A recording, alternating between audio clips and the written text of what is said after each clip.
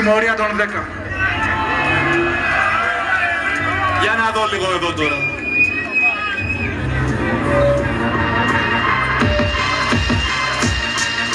Μεγάλωσα μαζί πνιγμένοι μέσα στο σύστημα που όποιος δεν το προσκυνά αδερφέ αργό πεθαίνει.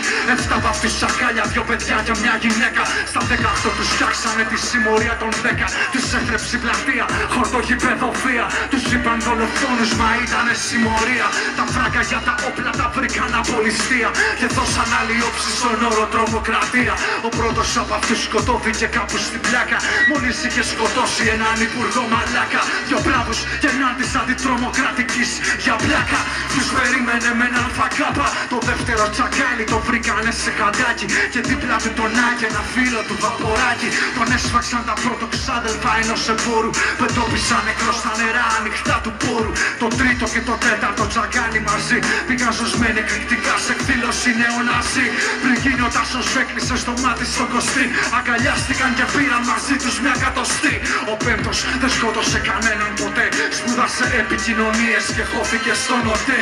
Κι από εκεί μέσα έβλεπε και άκουγε τα πάντα. Έστρωνε το κρεβάτι να γαμίσουν τα κομμάτα. Ήτανε 5, 6, 7 και 10. Ήτανε 5, 6, 7 και 10.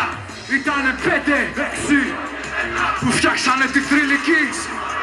Ήτανε 5, ήτανε 6, 7 και 10 που φτιάξανε τη θρυλική τη συμμορία των 10. Ήτανε 7 τσακάλια, 2 παιδιά και μια γυναίκα. Κι όλοι μιλάνε πλέον για τη συμμορία των 10. Ήτανε 5, ήτανε 6, 7 και 10 που φτιάξανε τη θρυλική τη συμμορία των 10. Ήτανε 7 τσακάλια, 2 παιδιά και μια γυναίκα. Κι όλοι μιλάνε πλέον για τη συμμορία των 10.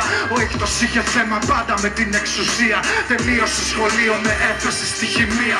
Αυτός και η παρέα του κουνήσαν την Ελλάδα με ένα βανάκι νητρικό αμμόνιο στη Γάδα. Το 7ο τσακάλι το δέσανε ασφαλίτες σε μια πορεία από αυτές που φώτισαν τις νύχτες. Τον δέσαν Φιλελλήνων και Καραγιώργης Σερβίας και κάσε τα μυαλά τους στην κλούβα μιας δημιουργίας. Υπήρχαν όμως άλλα 2 παιδιά και μια γυναίκα που ήταν μέλη στη γνωστή τη συμμορία των 10. Το ένα το παιδί αυτοκτόνησε στις γραμμές μόλις έγραψε στο τοίχο. Το άλλο το παιδί τελείωσε μηχανουργός και στη συμμορία των 10 ήταν ο πλουργός. Να είχε ξεφύγει, σκοτώνε όποιον έβρισκε στη φρίκη. Έβγαινε από το σπίτι του μονάχα για κυνήγι. Και πάμε στη γυναίκα τη συμμορία των 10. Μικρή ήταν κορίτσι με φούστα, γυαλιά και στέκα. Μεγάλωσε με πάθος ώσπου έκανε το λάθος και σκότωσε το διοικητή της τράπεζας Ελλάδος. Ήτανε 5, 6, 7 και 10. Ήτανε 5, 6, 7 και 10. Ήτανε 5, 6 που φτιάξανε τη θρυλική συμμορία των 10. Ήτανε 5, ήτανε 6, 7 και 10 που φτιάξανε τη θρυλική τη συμμορία των 10. Ήτανε 7 τσακάλια, 2 παιδιά και μια γυναίκα. Κι όλοι μιλάνε πλέον για τη συμμορία των 10. Ήτανε 5, ήτανε 6, 7 και 10 που φτιάξανε τη θρυλική τη συμμορία των 10. Ήτανε 7 τσακάλια, 2 παιδιά και μια γυναίκα. Κι όλοι μιλάνε πλέον για τη συμμορία των 10. Ναι, ήταν η συμμορία των 10. Ναι, ήταν η συμμορία των 10. Ναι, ήταν η συμμορία των 10.